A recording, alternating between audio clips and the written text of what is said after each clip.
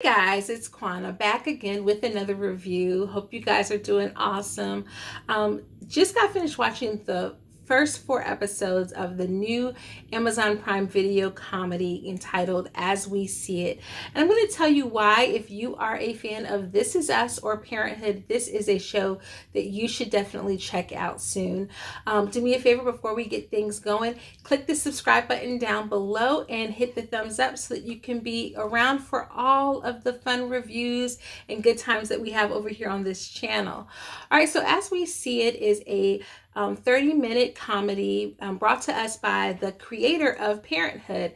And a lot of people who watch This Is Us will note that the tone of this and Parenthood are very similar as well. It's all about three 20-something-year-olds who are on the autism spectrum, and they are trying to navigate life and try to deal with gaining independence from their controlling family members.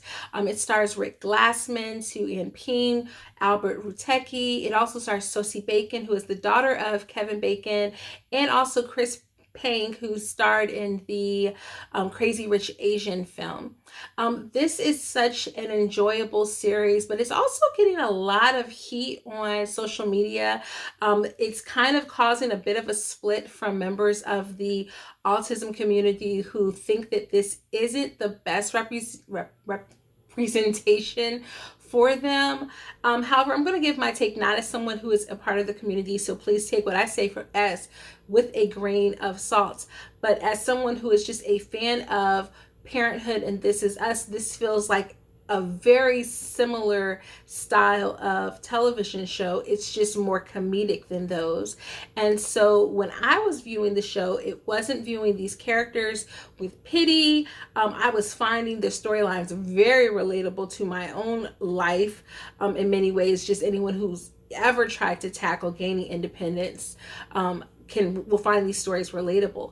Now I will say this as a valid criticism of the show. I do think that the show plays a little too much into focusing on the life of Sosie Bacon, who plays the aide of these three young people, and also Chris Pang, who plays the brother of the lead female character, Violet, her brother. And we see aspects of their life that happen away from these three characters, and I don't think that that was a good decision by the creators of this program. I would have rather find out about those characters always through the lens of our three main characters, so that the focus is truly on them. They do this with Joe Mantegna's character, who plays the father of the main lead actor. I think his name is Jack on the show. And they do this very well so far with his character, where we only encounter the father when he's with his son. And I think that that was a smart decision to make.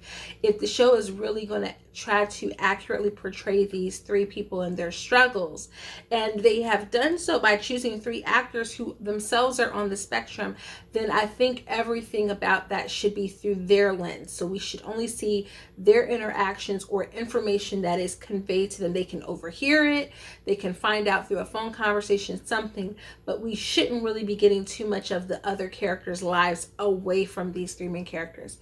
Aside from that, the storylines are so well done.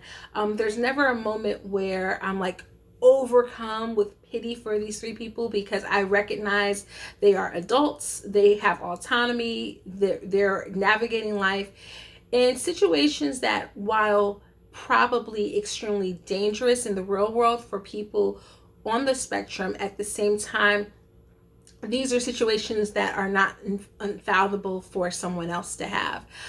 So you see Violet as a young woman who she's wanting a boyfriend. She's wanting to get a little some little sexy time. And I remember being an early 20-something-year-old who would just wanted in college, just wanted a boyfriend so bad, and didn't have one. Jack is struggling with his job and having people understand him, and really having to deal with people who are not as intelligent as he is. And there's a moment with him in the very first episode where he's at his job and he's calling out someone for their lack of intelligence. And I was like, good for him.